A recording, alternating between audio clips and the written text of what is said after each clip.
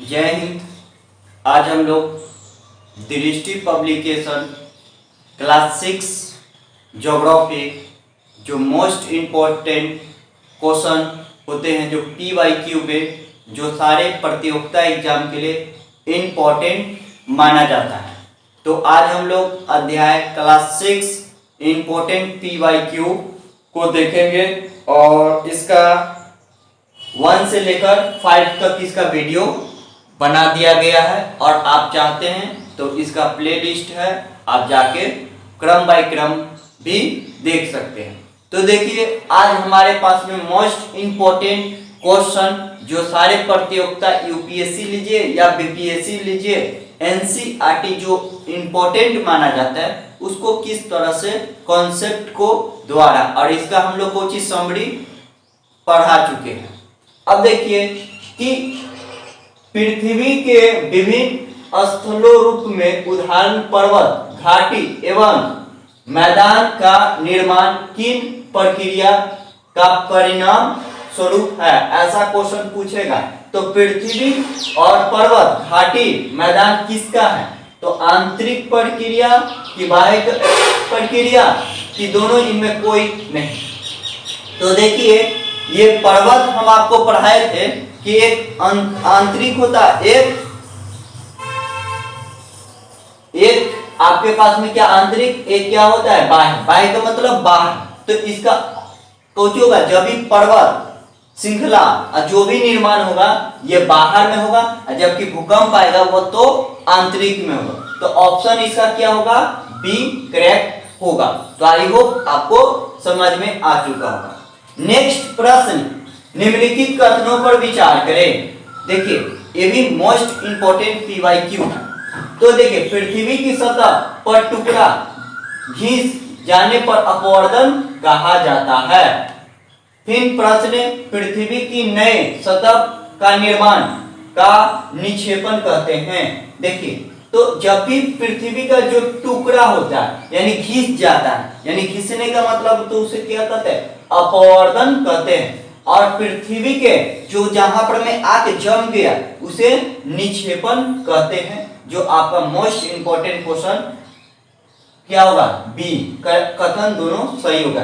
यानी पृथ्वी पर अपवर्तन करने का मतलब टुकड़ा, मतलब पानी गिर रहा है तो अपवर्तन होगा कि नहीं होगा। आप कल्पना करिए कि आप अपने घर में ऊपर से पानी गिराइएगा, मोटर से जैसे पानी गिरिएगा तो कुछ होता है नीचे गड्ढा कर देता है कि नहीं करता है, और वो मिट्टी दूसरे जगह पर चल जाएगा तो कुछ हो जाएगा, निक्षेपण होगा कि नहीं। तो वही प्रक्रिया को इसमें समझना था। तो आई होप आपको इसमें ये समझ में आ चुका होगा कि निक्षेपण क्या होता है, अपवर्तन क्या होता है। तो अब हमारे पास में नेक्स्ट प्रश्न है, जो तीसरा प्रश्न है, 3rd नंबर, विश्व का सबसे पुरानी वर्णित पर्वत श्रृंखला कहाँ है, यानी कौन है, यानी कहाँ और कहाँ पर भी दे सकता है। तो ये कौन होता है, अरावली पर्वत, यूराल पर्वत, अमेरिका पर्वत या इनमें से कोई नहीं। याद रखिएगा सबसे विश्व, यानी ये क्वेश्चन भी पूछता है विश्व का सबसे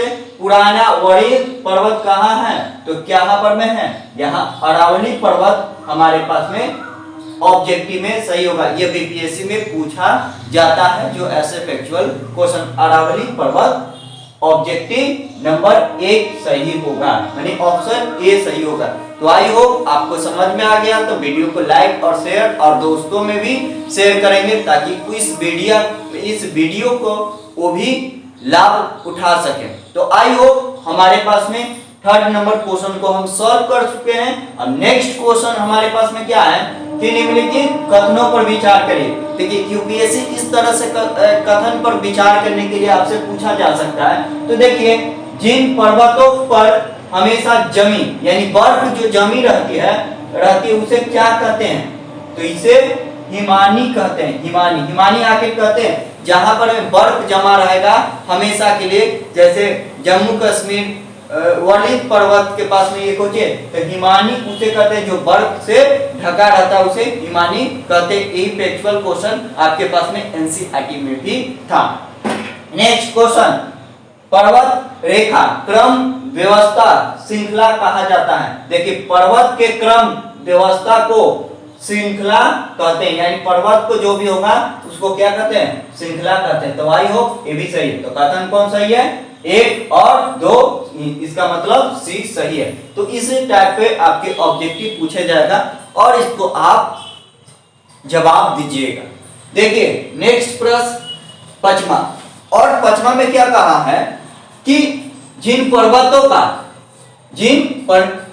का सतह उबड़ खाबड़ रहता है उसे शंक्वाकार को होता है, उसे कौन पर्वत कहते हैं। ऑब्जेक्टिव में मोस्ट इंपोर्टेंट क्वेश्चन ऐसे होगा, जिन पर्वतों की सतह उबड़ खाबड़ रहता है, शंक्वाकार होता है, उसे कौन पर्वत कहते हैं।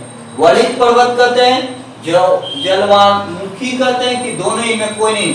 याद रखिएगा ये क्वेश्चन आपके पास में मोस्ट इंपोर्टेंट वलित पर्वत कहते हैं और आपके पास में यहां से इंपॉर्टेंट क्वेश्चन माना जाता है और सारे प्रतियोगिता एग्जाम के लिए इंपॉर्टेंट माना जाता है। दोस्तों इस वीडियो में मेरा बनाने का मात्र एक उद्देश्य है कि इसमें जो PYQ है उसको किस तरह से आपकी सोचने की क्षमता को विकसित करना, यही मेरा मात्र एक लक्ष्य है और इसी समक्ष को मैं वीडियो आप सभी के सामने YouTube पर अवेलेबल करवा रहे हैं। आई होप आपको समझ में आ चुका होगा। अब देखिए नेक्स्ट प्रश्न हमारे पास में क्या है कि निम्नलिखित में विश्व में सबसे ऊंचाई पठार कौन सा है। ऑब्जेक्टिव में दे देगा, यानी हमारे भारत में भी है।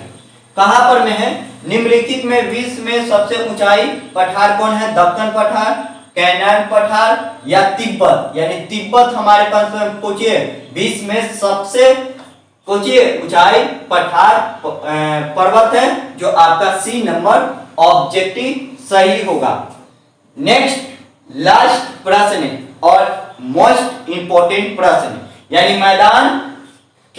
मैदान के कथन पर नीचे दिए गए कथनों पर विचार करें। यहां पर मैं इतना लिखा गया था।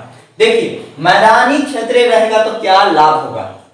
अधिकांश मैदान के मुख्य नदी इनकी सहायक नदियों को कारण बनता है, यानी मैदान कैसे बनता है, मैदान के मुख्य नदी को उनकी सहायक नदी, एक नदी जो आपस में छोटी नदियों को जोड़ लेता है उसे सहायक, और वह कुछ मैदानी का क्षेत्र होगा, यानी कथन ये भी सही है। और मैदान में विश्व में सबसे अधिक जनसंख्या भाग लेती है, यानी कथन दोनों कुछ हो जाएगा सही होगा, यानी 1 और 2। क्यों, अगर जहां पर में जनसंख्या ज्यादा होगा वहां पर मतलब मैदानी विश्व में सबसे ज्यादा रहता है और जिसके वजह से वहां पर में लोग रहते हैं। तो I hope class 6 geography most important theory को हम लोग देख चुके हैं। अब नेक्स्ट प्रश्न में हम भारत के बारे में PYQ लेके आएंगे। अपना ख्याल रखिए, स्टडी अच्छा से करिए। अगर वीडियो में कहीं त्रुटि पाया जाता है तो आप हमें कमेंट के द्वारा बता सकते हैं, ताकि इसमें दोबारा से और बढ़िया से कंटेंट। जय हिंद, अपना ख्याल रखिए।